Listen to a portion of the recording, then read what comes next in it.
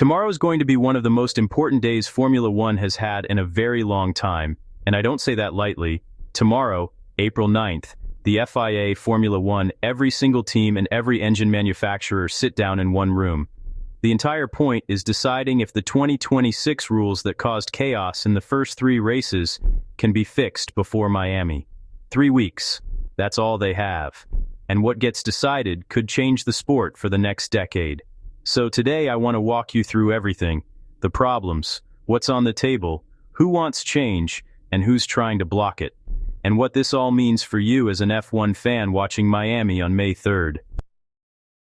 Welcome back, everyone. If you are new here, we cover Formula One every single day. So first, and why is this meeting even happening? Because 3 races into the most hyped regulation change in F1 history, the sport is genuinely in crisis mode.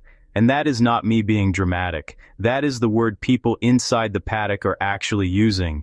The 2026 rules introduced a completely new power unit, a 50-50 split between combustion and electric power, new aerodynamics, lighter cars, active aero replacing DRS. On paper it sounded incredible. In reality, the first 3 races in Australia, China and Japan exposed problems that nobody publicly admitted were this bad.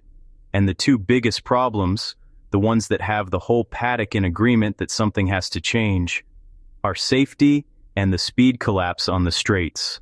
Let's start with safety, because this is the one that actually scared people. At the Japanese Grand Prix at Suzuka, Haas driver Oliver Bearman was running through the high-speed spoon corner section when he came up behind Franco Colapinto's Alpine at a terrifying closing speed. The reason the closing speed was so extreme is that Colapinto was in a battery harvesting phase, meaning his car had slowed down significantly mid-straight to recharge, while Bearman was in full deployment mode and going flat out. The speed difference between those 2 modes in 2026 is massive. Bearman hit the barriers at 50 G, 50 times the force of gravity. He walked away, and thank God he did. But Carlos Sainz stood in that paddock afterwards and said something that I think everyone needed to hear. He said, "Imagine this happening in Baku, or Las Vegas, or Singapore, street circuits with walls everywhere, no escape roads." He said the drivers warned the FIA this was going to happen, and the FIA did not listen. And now they are sitting down tomorrow because a driver just proved them right in the most dangerous way possible. That is what is driving the urgency behind tomorrow's meeting. This is not just about the racing looking weird on TV. This is about a genuine safety issue that every driver on the grid says needs to be fixed before the cars go anywhere near a street circuit. Now the second big problem, and the visual symbol of everything wrong with 2026, is what happens on the straights. Under the current rules, cars hit maximum speed mid-straight and then slow before the braking zone as the battery drains. At Suzuka's 130R, cars were backing off when they should have been flat out. Lando Norris described watching his own speed drop by 56 kilometers per hour on a single straight. Gut-wrenching. On TV, the engine fades as the car slows. It looks broken to new American fans. So what's on the table to fix this? Sources say 5 or 6 options. Let's hit the big ones. First, the super clipping threshold, harvesting at full throttle caps recovery at 250 kilowatts. Lift and coast recovers 350. That makes backing off more efficient than flat out. Fix, raise super clipping to 350 so drivers stay on it. Second, cut per lap recovery in qualifying. The limit's 9 megajoules, Suzuka ran 8, some want 6. Yes, laps get slower, but flat out, no management quali is better. Laurent Mekies says the whole paddock agrees. Make qualifying full throttle. The debate is how. Third, rethink active aero. Today, low drag straight mode works only in FIA zones. Proposal: allow it anywhere in quali, like early DRS, slashing drag, saving battery, and avoiding those speed collapses. The fourth area is about the energy mapping throughout the lap. Right now, cars dump too much energy in the wrong places, and the battery runs dry at exactly the wrong moment.